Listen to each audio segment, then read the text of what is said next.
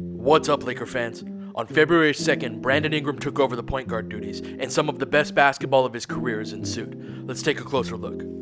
But first, SeatGeek is an app that aggregates tickets from all over the web, making buying simple. They put a 1 to 100 score on every ticket so you know if you're getting a good deal or a bad one, and they let you see the view from your seat before you buy. Click on the Me tab and enter the promo code LFR to save $20 off of your first order. You can download the app by clicking the link below the video. By supporting SeatGeek, you're supporting my content too, so please use them when you got tickets to buy. If you want more thoughtful media out there, this is the best way to send that message.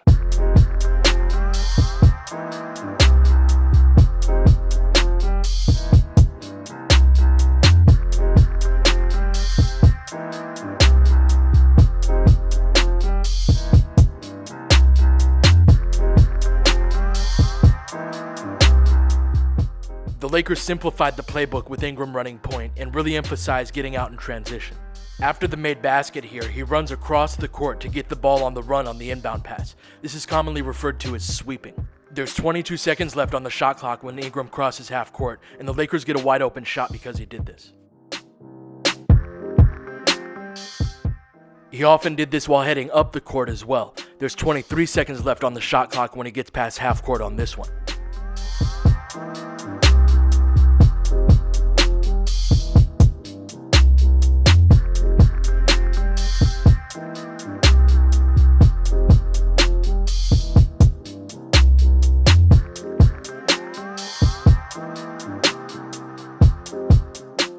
I think we also saw some signs of how the game is slowing down for him. I love this play.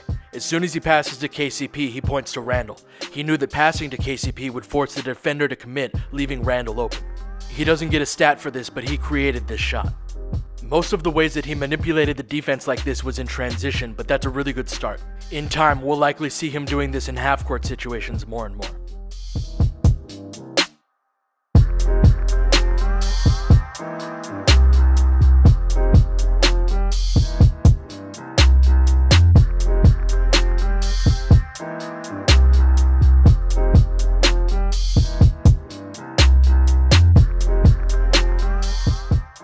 The Lakers ran more pistol action in early offense than they normally do with Ingram at point. This allowed the offense to have some degree of organization without forcing him to make terribly complicated reads.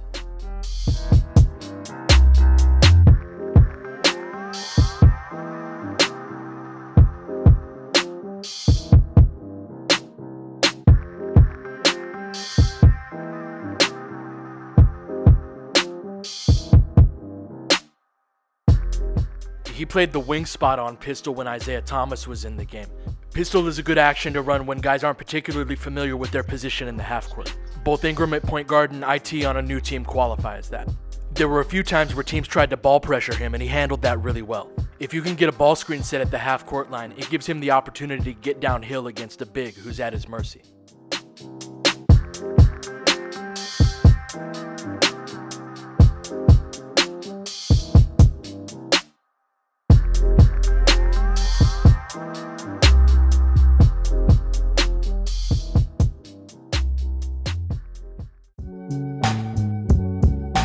This is a Homage beat.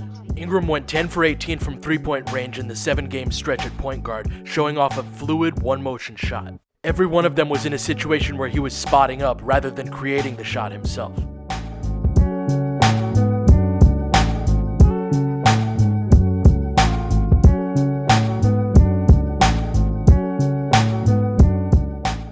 From a technique perspective, he's hopping into more threes, which helps him get on balance quicker. That allows the shot to be less contested.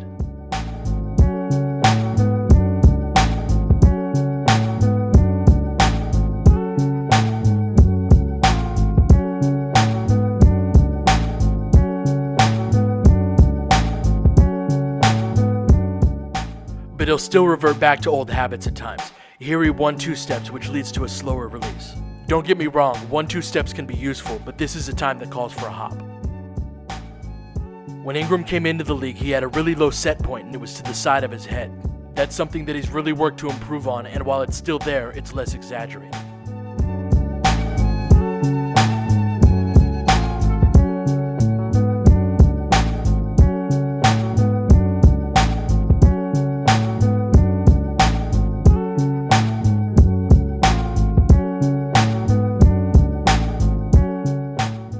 He's also shooting better from the free throw line, where everything's in sync and we're seeing more of that fluid one-motion shot.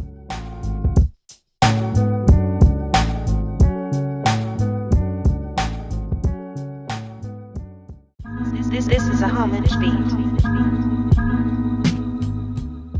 The Lakers increased the frequency of their post-ups during this stretch, and Ingram thrived as a cutter, getting several lobs at the rim.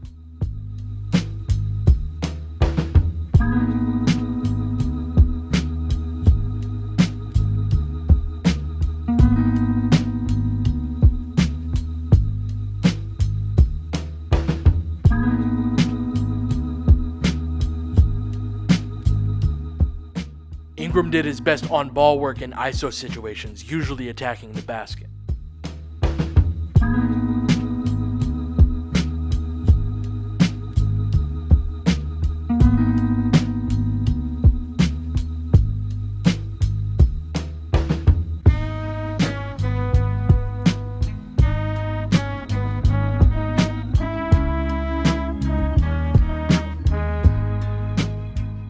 The Lakers did some clever things with faking ball screens to get him clear lanes to the basket. Julius is going to come up like he's going to set the ball screen, but doesn't continue. But Josh Jackson thinks the ball screen is coming and switches his defensive stance accordingly. Chris doesn't contain, and Ingram puts him on a poster.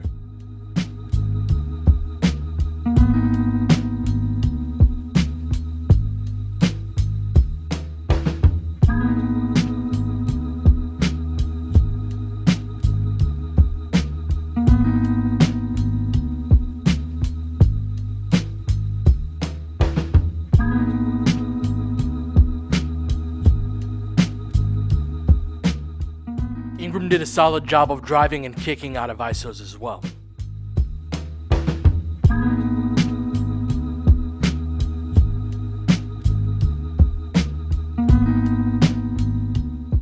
The Lakers tried to post him up a bit when he was matched up with the opposing team's point guard, but he wasn't able to take advantage of that as a scorer. I thought he settled for too many mid-range jump shots in these situations.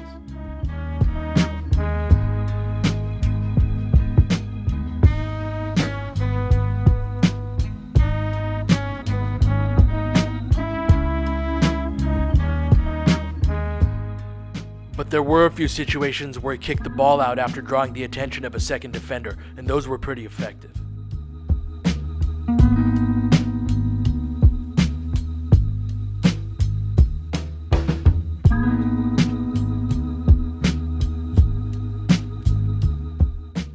In terms of running organized half-court offense, all they really asked him to do was to hit guys coming off of down screens, and he did a fine job of that.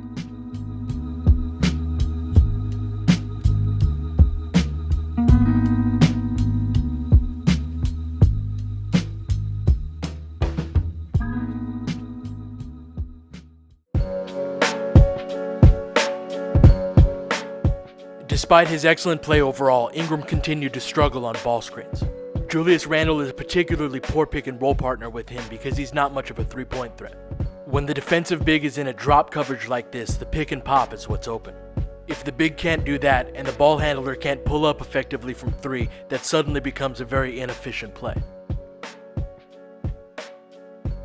Because of this, a big who can shoot is Ingram's ideal pick and roll partner. OKC ices this, so Ingram dribble drags two guys with him to the corner, leaving Lopez wide open.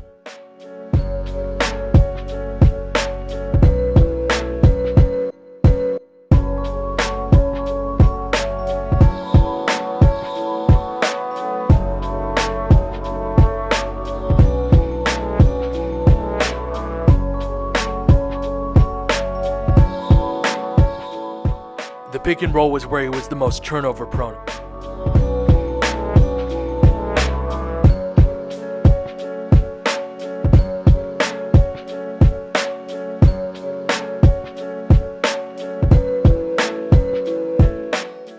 But it certainly wasn't all bad. I thought he did a really nice job of driving and kicking and driving and dishing.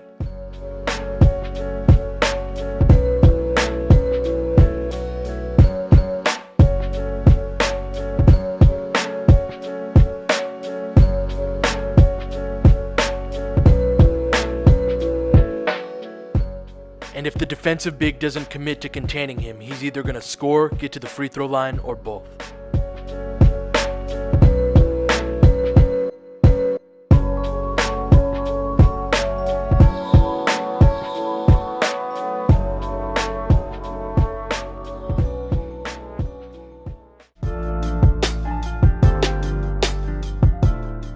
So how much of this can he carry forward once Lonzo comes back? Here he is sweeping in transition, but it's to fill the wing rather than lead the break himself. He's had a sense of urgency about him in these games that he can and should carry forward.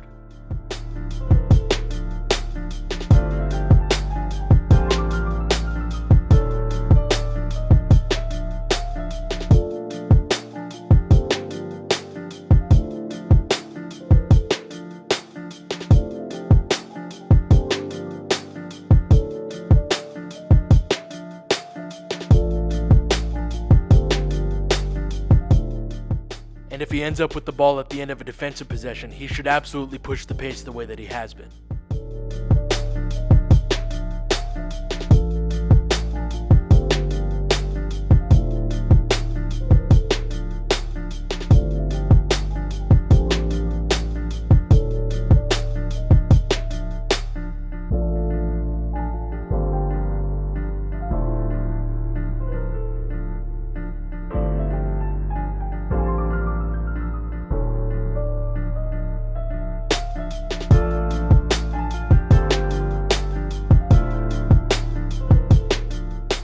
And then in the half court, his three-point stroke is hugely important. He's taking and making quick and fluid threes, which vibes perfectly with Lonzo's game.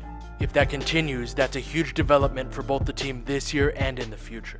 He's a good playmaker when attacking closeouts, so it would be really beneficial if he could get teams to close out to him more often.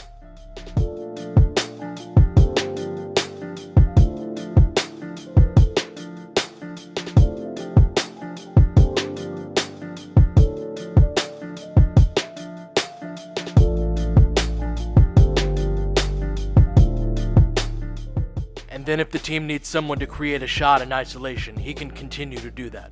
Between his work in transition, as a spot-up shooter, as a cutter, and in ISO, he should be able to continue to thrive even after he's not technically playing point guard anymore. Alright, that'll do it for this one. As you may have heard, I'm doing this full-time now. My goal is to create consistent and thoughtful content that helps you enjoy the Lakers on a deeper level. I'm very much dependent upon Laker fans to continue this work, so if you believe in what I do, please click on either the Venmo or Patreon link below and donate. Thanks so much, guys. I'll catch you next time.